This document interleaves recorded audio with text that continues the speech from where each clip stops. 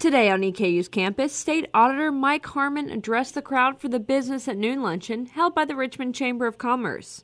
Among topics discussed were the Kentucky Wired program, which would bring high-speed internet to many outlying areas of Kentucky, including a main line right here through Richmond. Harmon said this was the highlight of his talk, but he said it's unfortunate that it went from a $30 million investment to over a $1.5 billion investment because the project was switched from the private sector to public, now on the backs of taxpayers. Harmon spoke with WBON-TV after his address and described his time at EKU as well as the recent contention and audits on the counties of Jackson and Estill, which you can watch now. The revolution is here. We're changing the way you watch news, weather, sports, traffic, and a lot more. Introducing Richmond's very own WBONTV.com. WBONTV.com is your link to the new age of visual digital media and the way you watch it. Get everything you want, when you want it, and where you want it, on any mobile or digital device and viewable screen, including that big screen in your living room. Get it on the go, at night, or wherever you want it. 24/7, WBONTV.com. Learn it. Love it. Use it. So you definitely covered some great things here today. We talked about some different bills going on, but what would you say would be the highlight of today's luncheon? Well, I think the highlight, obviously, we talked about in regards to the Kentucky Wired project. It was very unfortunate, very sad that basically they took a project that was supposed to be financed by the private sector and they flipped the script and put it on the backs of the average taxpayer. So they went from basically a $30 million investment to a $1.5 billion with a B dollar investment. Right, and Richmond was one of those areas that was going to have this route go right through us, so this is kind of tabled for now, right?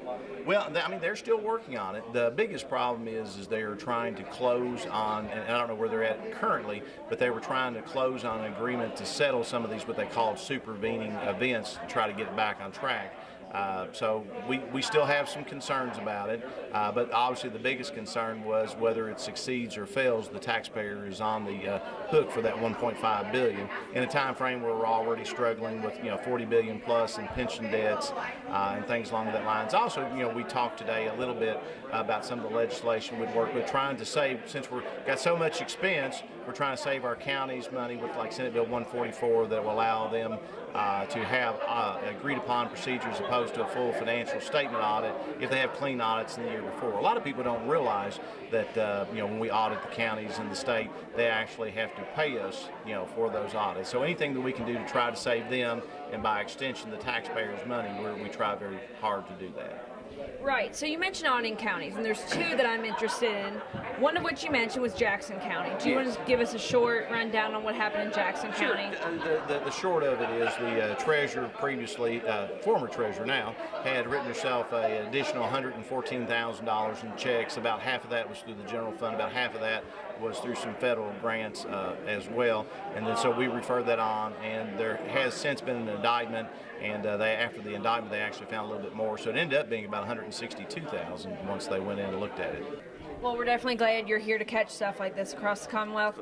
Mike, is there anything you want to kind of close with or add that we didn't cover? Yeah, well, we talked about it, I think, off camera, but, I'm an EKU alumni. I graduated in 1988 with a triple major in math, statistics, and theater. I jokingly tell everybody that way I know the math and I know the stats. When I don't know, I just act like I know, but I tease about that. But I very much appreciate EKU. It was a wonderful experience, both the math and the statistics and the theater background. I think that those are very beneficial. I was a little saddened to hear that my theater major was going away here at EKU, but hopefully someday, sometime in the future, the next couple of years, maybe they can bring that back. For more stories such as these, be sure to visit Richmond's very own WBONTV.com. I'm Marissa Hempel.